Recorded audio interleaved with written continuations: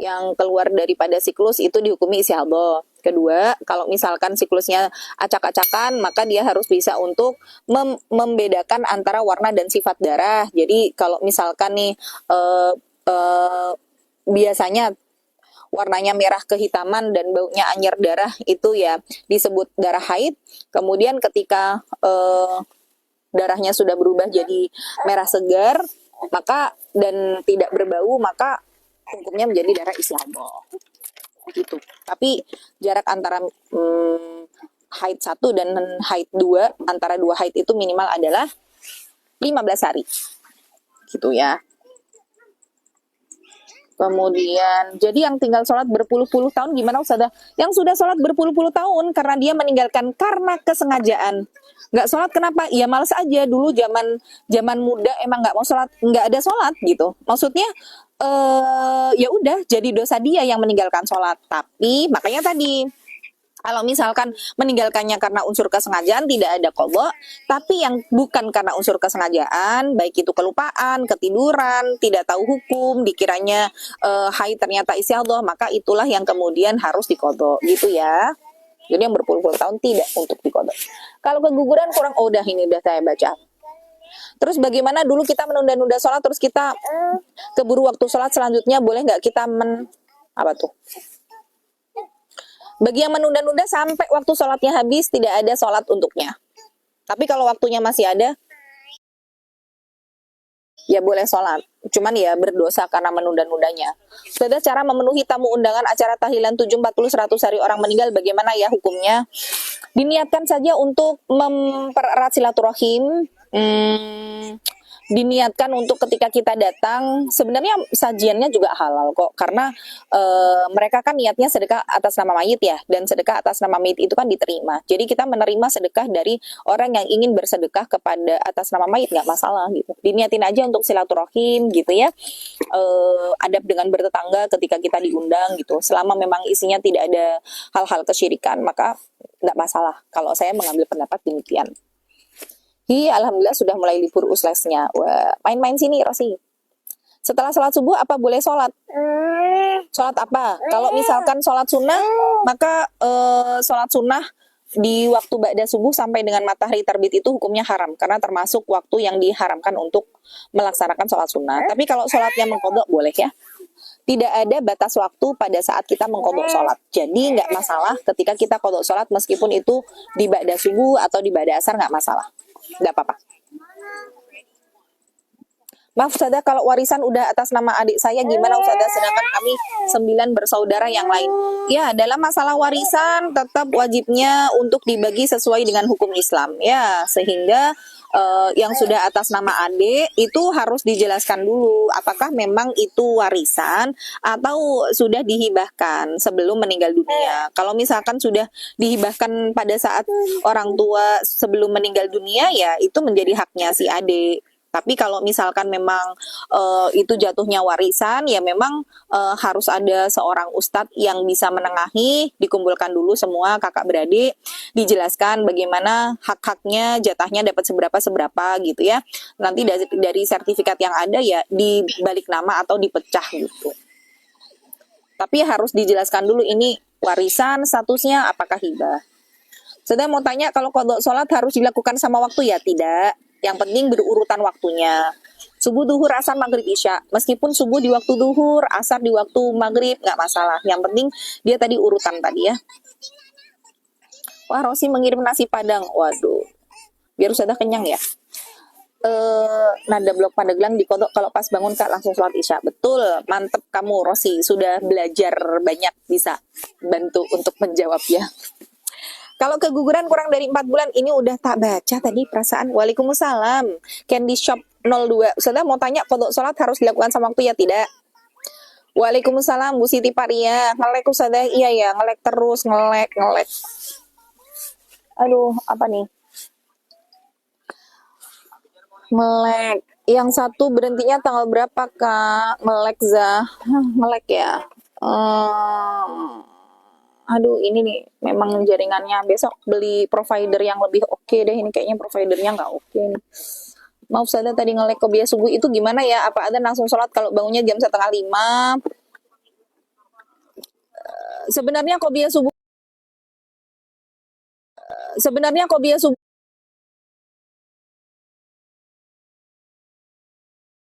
itu ya. Jadi kalaupun misalkan memang bangunnya telat kalau subuh, sedangkan dia mau sholat qobliyah subuh, gimana caranya? Baik. Ntar saya haus. Bismillah.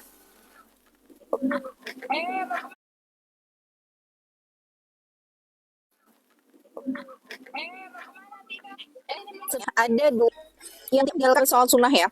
Dua sholat sunnah yang tidak pernah ditinggalkan oleh Rasul dalam keadaan apapun. Baik dalam keadaan safar, baik dalam keadaan sakit. Sholat sunnah itu adalah witir dan fajar. Nah, karena saking ditekankannya dua sholat ini, sampai Rasulullah membolehkan untuk mengqadha kedua sholat ini dengan syarat kita punya kebiasaan rutin untuk melaksanakan sholat tersebut. Tapi kalau misalkan kita cuma sesekali aja, kadang-kadang aja, maka nggak boleh untuk mengqadha. Contoh tadi, kita bangun jam 4:30 gitu ya. Ini adzan subuh aja kalau di Solo tuh jam 4 kurang 10. 4:30, waduh ini juga udah lumayan telat nih subuhnya. Tapi kita belum fajar, maka boleh kalau kita khawatir terlambat, sholat subuh dulu didahulukan, setelah itu sholat fajar. Jadi sebenarnya kan habis sholat subuh itu nggak ada sholat sunnah. Tapi karena kita jadi orang yang kebiasaan untuk melaksanakan sholat fajar, sampai sama Rasulullah itu dibolehkan untuk mengqadha sholat fajar setelah sholat subuh secara langsung. Begitu juga yang biasa witir gitu. Kalau misalkan biasanya witir 1 rakaat atau 3 rakaat, maka ketika dia tidak bangun di malam itu, maka dia boleh untuk mengganti witirnya di siang hari tapi dengan jumlah rakaat yang genap. Jadi misalkan kita biasa witir 3, maka di siang hari jadi 4. Kita biasa sama tahajud 11, maka di siang hari jadi 12. Gitu ya caranya. Tapi khusus untuk dua itu aja ya. Khusus untuk dua sholat sunnah itu aja yang boleh diqadha. Yang lain tidak ada mengqadha sholat sunnah. Al-Quran, apa tuh? Ustazah, apakah memiliki riba doa tidak terkabul, sulit lunas karena pekerjaan nggak stabil? Ya, karena riba itu kan tercampur dengan sesuatu yang haram ya, dan sesuatu yang haram itu yang menghalangi dari diijabahnya doa-doa kita. Jadi gimana kalau misalkan kita punya riba? Bismillah, diikhtiarkan untuk segera melunasi. Kalau ada rezeki lebih, maka yang tadinya misalkan 1 tahun bisa 9 bulan, bisa 8 bulan, itu segera saja supaya kita terbebas dari jeratan riba. Sambil kita minta terus sama Allah untuk dimudahkan rezekinya, untuk bisa berlepas diri dari jeratan riba itu. Dan kalau memang sudah selesai dari riba, berusaha untuk tidak masuk ke dalam jeratan riba, karena memang riba itu nanti efeknya kemana-mana ya, bukan cuma ke doa-doa kita yang tidak diijabah sama Allah, bagaimana dengan pasangan kita, Allah juga anak-anak kita gitu ya, itu nanti ada kaitan eratnya dengan riba. Waalaikumsalam Bu Eni. Puasa Rajab 3. Puasa Rajab 3. Kalau puasa Rajab secara khusus tidak ada satupun dalil yang menjelaskan tentang fadilah puasa Rajab. Ya, sehingga semua hadis tentang puasa Rajab, tentang amalan di bulan Rajab secara khusus, tentang dzikir di bulan Rajab, semua hadisnya palsu. Sehingga kalaupun kita misalkan mau puasa, boleh aja puasa di bulan Rajab, tapi tetap dengan puasa-puasa yang memang ada tuntunannya. Misalkan kita biasa puasa Senin Kamis, tapi karena bulan Rajab, setiap amalan dilipat gandakan pahalanya, kita boleh untuk Senin Kamis iya, Daud iya, Ayam Maulid iya gitu. Jadi nggak masalah. Tapi bukan puasanya puasa apa? Puasa Rajab. Nah itu yang nggak ada ya. Adek, bentar udah ketutupan. Adek cuek. Waalaikumsalam Bu Siti Nur Hasanah, sehat-sehat terus sama-sama ya, doa kebaikan yang sama untuk semuanya yang mendoakan kebaikan. Saya adiknya Mbak Nur Hasanah Teluan Us izin bertanya. Baik, silahkan Ibu. Nyimak dari Kalimantan Barat, Masya Allah. Semoga bermanfaat ya, izin bertanya. Silakan Kak Sasi. Ustazah Evi, tips untuk mudah menghafal Al-Quran untuk usia di atas 40 tahun. Tips mudah menghafal Al-Quran. Kalau saya menghafal itu saya harus ngerti artinya, paham maknanya. Jadi biasanya kalau saya ngafal Quran itu saya baca dulu artinya seperti apa. Terus dengan kita belajar bahasa Arab itu kan ngerti ya sedikit-sedikit. Misalkan man itu artinya siapa, khalaqah itu menciptakan gitu.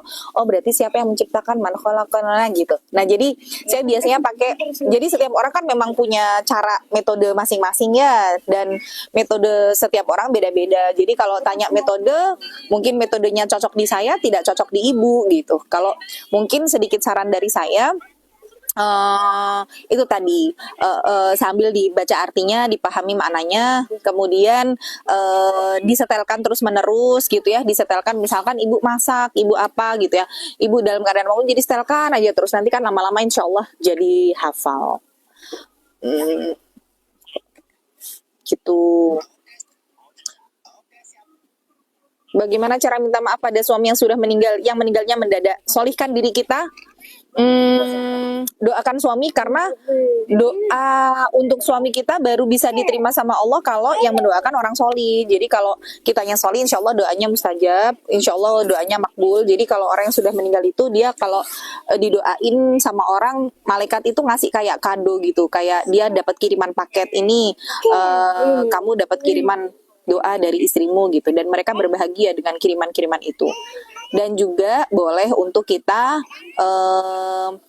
bersedekah atas nama suami. Jadi misalkan kita ada Jumat Barokah, bolehlah sekedar mungkin kita bikin nasi bungkus 20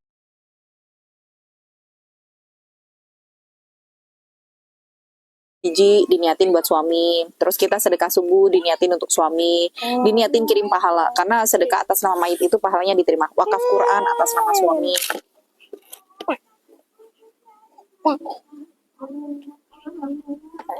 Sudah ada grup nggak? Enggak, saya nggak bikin grup. Nanti enggak ada jeda waktu buat istirahat karena ngurusi grup. Salam kenal, saya sering ikut kajian di A5 Solo Selatan. Oh, Masya Allah, di A5 saya setiap Sabtu ketiga ya, jam 8. Kalau hutang tak terhitung, cara mengkodokkan berapa hari ya Ustazah? Diambil kira-kira dulu. Diambil kira-kira misalkan Bismillah dia 10 hari misalkan gitu. Nanti setelah kita bisa mengambil jumlah yang kita kira-kira, terus kita perbanyak puasa sunnah. Jadi kalaupun masih ada kekurangan dari puasa wajib kita yang belum terkodok, Allah ambilkan dari pahala puasa sunnah itu. Jadi fungsi sunnah itu adalah menambal kekurangan-kekurangan kita di amalan yang wajib. Waalaikumsalam Bu Sulastri, saya izin tanya, kalau mendengarkan bacaan Al-Quran dari HP tetap dapat pahala kah? Dapat dong. Jadi pahala membaca sama dengan pahala mendengarkan sama dengan pahala membaca. Jadi nggak masalah. Malah itu lihat Bunda. Umi, maaf saya mau tanya, kenapa Allah nggak butuh kita, tapi kenapa kita diciptakan? Maaf Umi, saya fakir ilmu. Allah sendiri katakan, wa ma khalaqta hadza batila. Tidak ada yang sia-sia dengan apa yang Allah ciptakan. Jadi penciptaan manusia, bumi, semua ini bukan tanpa alasan. Jangan dibuka. Bukan tanpa alasan, semua ada maksud dan tujuan. Dan Allah bilang, wa ma khalaqtul jinna wal insa illa liya'budun. Allah menciptakan manusia dan jin, semua tujuannya satu, buat ibadah sama Allah. Tapi Allah juga katakan bahwa dunia itu la'ibun walahun, dunia adalah permainan, dunia adalah tempat untuk kita bersenda gurau gitu ya. Allah menciptakan ini semua untuk nguji kita sebenarnya. Allah kayak bikin permainan gitu ya. Allah menciptakan kayak misalkan kita main game misalkan gitu. Kita main game itu kan pengennya menang. Tapi kan mau menang itu setiap kali ronde itu kan harus ada episodenya, itu kan harus ada rintangan-rintangannya gitu ya, halangan-halangannya. Nah Allah tuh menciptakan itu, dunia ini sebagai permainan gitu ya. Nanti yang menang bakalan masuk surga, dikasih rintangan-rintangannya, ada setan, ada begini gitu. Jadi yang butuh Allah tuh kita gitu. Allah tuh tidak menciptakan kita tuh sebenarnya Allah juga nggak rugi. Kita ibadah itu tidak menambah kemuliaannya Allah, kita maksiat sama Allah itu juga tidak membuat Allah hina gitu. Kita yang butuh Allah, karena kalau tidak dengan rahmatnya Allah, kasih sayangnya Allah, kita nggak bisa masuk surga. Karena kita mau masuk surga ngandelin apa? Mau ngandelin amal kita aja banyak cacat, amal kita aja banyak yang nggak berkualitas. Jadi kita masuk surga itu karena rahmat dan kasih sayangnya Allah. Sehingga carilah segala hal yang bisa mendatangkan kasih sayangnya Allah gitu ya.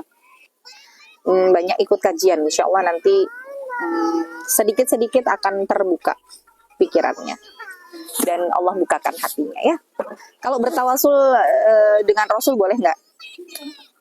Saya mengambil pendapat bertawasul dengan Rasulullah tidak boleh. Kenapa begitu? Karena Rasulullah sudah wafat. Dan bertawasul dengan orang solih yang sudah wafat hukumnya haram. Karena itu masuk ke dalam ranah kesyirikan. Mana dalilnya? Saya mengambil pendapat dari seorang sahabat yang saat itu terkenal dengan mustajabnya doa, Ibnu Abbas. Saat itu didatangi oleh para sahabat saat kondisi Madinah paceklik, jadi tidak turun hujan atau ya paceklik gitu ya. Kemudian mereka mendatangi paman Nabi Abbas, mendatangi Ibnu Abbas atau Abbas ya, mendatangi paman Nabi lah. Nah, mendatangi paman Nabi, kemudian mereka mengatakan, wahai paman Rasul gitu, tolong berdoalah kepada Allah untuk menurunkan hujan kepada kami. Nah, kalau seandainya bertawasul dengan Rasul itu diperbolehkan, pasti para sahabat sudah datang ke kuburan Rasul dan di situ berdoa, ya Rasulullah, tolong sampaikan kepada Allah untuk menurunkan hujan bla bla bla bla. Tapi ternyata yang dilakukan para sahabat tidak datang ke makam Rasul dan tidak bertawasul dengan Rasul karena Rasul sudah meninggal. Maka beliau bertawasulnya dengan orang solih yang masih hidup, yaitu pamannya Rasul gitu. Jadi saya tidak mengambil pendapat boleh ya. Sudah di daerah mana? Saya di Solo. Izin bertanya, bisa dikatakan istihadah kalau haidnya berapa hari? Kenapa sayang? Apa toh ya Allah ya Robbi? Fahri sama Fahri nih ya Allah ribut aja, berantem aja. Bu pada mandi sana loh. Loh. Sudah kamu duduk sini aja biar nggak digoda sama Ais.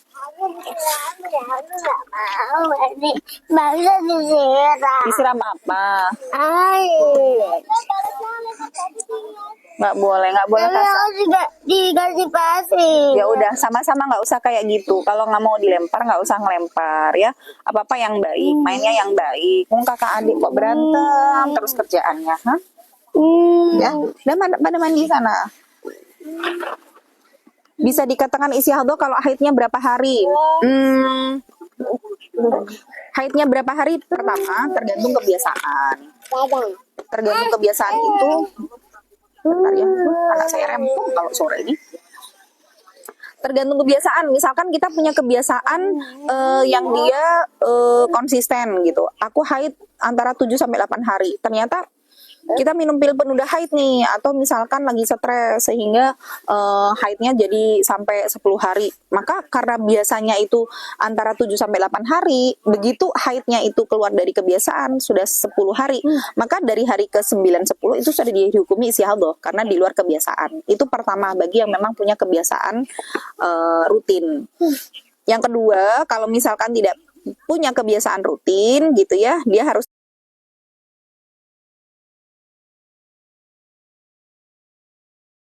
bisa membedakan warna. Tapi dari hari 1 sampai hari ke-10 darah haidnya merah kehitaman, terus dia juga baunya anyir. Kalau pas tapi di hari ke-11 nih sampai 13 kok warnanya udah berubah jadi merah seger, juga tidak berbau, berarti yang hari 11 sampai 13 sudah dihukumi istihadah warna dan sifat darah. Nah, kalau yang ketiga yang ketiga itu dia nggak bisa membedakan warna darah dan sifat darah. Terus dia juga nggak punya siklus haid yang teratur gitu. Kadang 10, pernah 12, sekarang 14 hari. Maka nanti diambil hukum maksimal haid adalah 15 hari. Maka setelah 15 hari baru dihukumi sebagai istihadah. Jadi nggak bisa saya katakan patokannya berapa hari ya. Jadi untuk mengambil hukum itu memang harus dilihat dari faktor-faktor yang lain juga. Sudah, kalau kematian manusia ataupun hewan itu nggak bisa maju ataupun mundur, kau sudah betul sekali, karena itu bagian dari qadar atau ketetapan dari Allah yang memang dia nggak bisa diganggu gugat gitu. Jadi seseorang itu yang bisa berubah adalah cara kematian. Maksudnya cara kematian ada yang sebenarnya takdirnya dia mati bunuh diri atau enggak deh. Misalkan takdirnya matinya dalam keadaan maksiat, tapi dia merubah jalan hidupnya sampai akhirnya dia meninggal dalam keadaan husnul khotimah. Nah, cara kematian itu bisa kita rancang, bisa kita usahakan. Tapi waktu kematian sama Allah itu sudah ditetapkan dan nggak bisa berubah dengan apapun. Akhir sholat duha jam berapa? Akhir sholat duha itu menjelang zuhur, kita kasih jeda antara sekitar setengah jam ya, karena itu nanti masuk dalam waktu yang terlarang juga untuk sholat sunnah. Jadi sampai jam 11, sekarang kalau duhurnya setengah 12 lebih dikit, jam 11 lah maksimal terakhir untuk sholat duha. Sudah, kalau anak diemin orang tuanya sampai berbulan-bulan, gimana hukumnya? Ya dosa dong. Seorang anak aja ibaratnya karena kewajibannya untuk taat sama orang tua, sekalipun orang tua menzalimi anak saja, itu juga wajib untuk ditaati, apalagi sampai anak yang mendiamkan orang tua ya, hukumnya ya dosa. Kenapa sayang? Kalau memanen air. Lah kamu mainan air di sana, Wawa ikut-ikutan.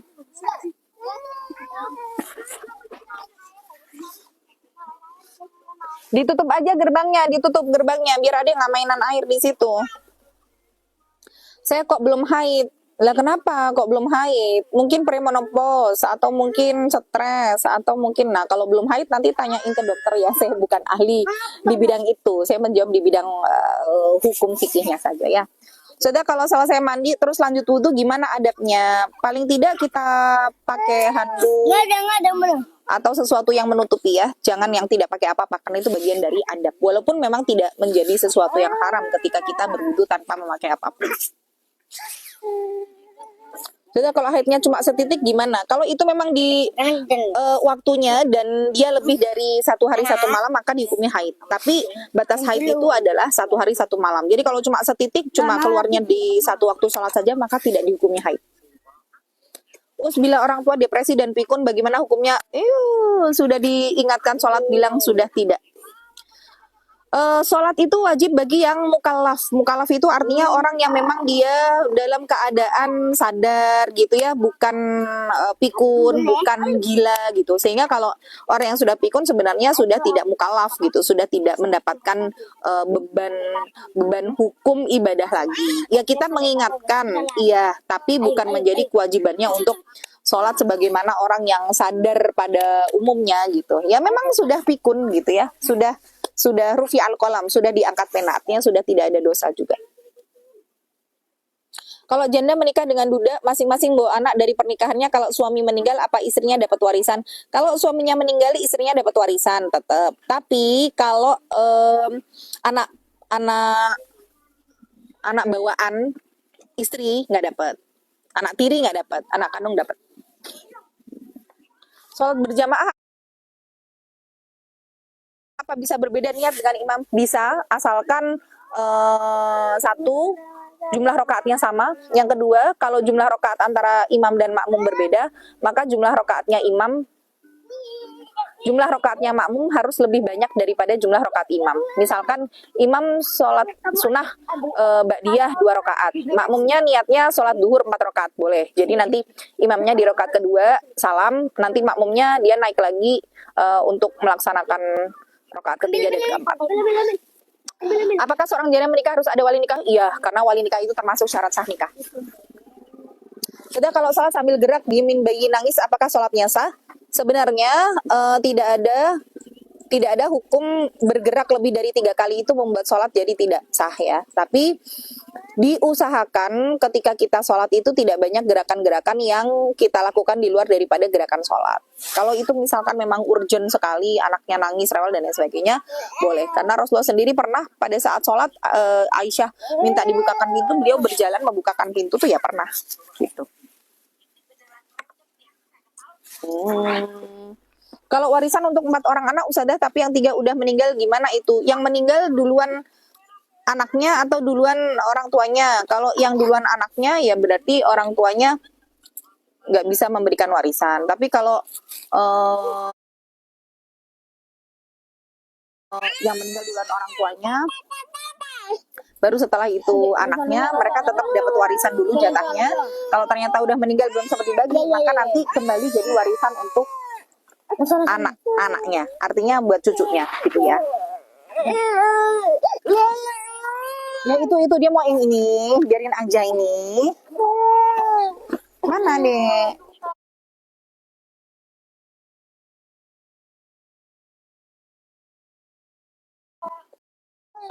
Mana deh? Mana deh?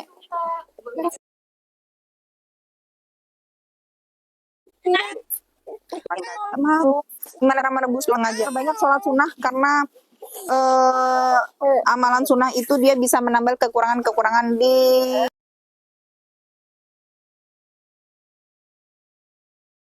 gimana Ramadan rebus pulang aja. Banyak sholat sunnah karena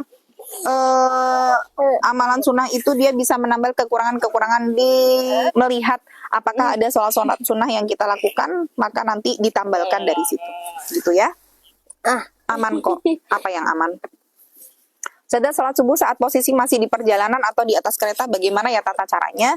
Tata caranya, kalau bisa memulai dengan cara berdiri, maka tetap diusahakan dalam keadaan berdiri. Jadi bukan duduk dari awal.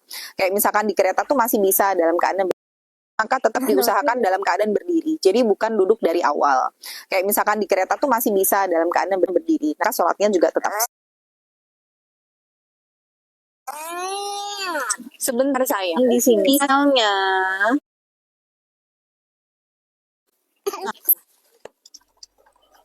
sudah saya bertanya yang mana, tanya terlupa, coba tanya lagi karena lumayan banyak ini yang belum terbaca. Saya scroll dari atas satu dulu. Cara mudah sudah jelaskan tadi pagi. Anda mengatakan bahwa sholat wudhu Mbak Dia masih duha hajat bisa 2 rakaat saja. Ya, jadi intinya adalah kalau kita mau melakukan amal soleh, amal kebaikan, boleh untuk menggabungkan antara niat yang sunnah dengan sunnah. Baik itu di puasa, baik itu di sholat, selama itu sunnah dengan sunnah, boleh untuk didobelkan niatnya. Yang nggak bisa itu menggabungkan antara niat yang wajib dengan sunnah. Jadi kayak misalkan sholat sunnah setelah wudhu, itu hukumnya sunnah, tahiyatul masjid sunnah, duha sunnah gitu ya. Maka boleh menggabungkan dalam 2 rakaat itu niatnya sholat taubat, sholat hajat, tahiyatul masjid, sholat sunnah setelah wudhu, duha, itu tidak masalah. Dan kita mendapatkan pahala sesuai dengan apa yang kita niatkan. Tapi kalau digabung masih punya utang sholat subuh, terus kita kodok sholat subuh di situ, ya nggak boleh, karena sholat subuh hukumnya wajib. Sama dengan puasa. Puasa kalau misalkan kita nyaur utang, ya udah nyaur utang aja. Tapi kalau misalkan kita mau puasa Senin Kamis, terus bertepatan dengan Ayyamul Bid, boleh hari Senin, puasa Senin sekaligus Ayyamul Bid, nggak masalah, karena sunnah dengan sunnah, gitu ya.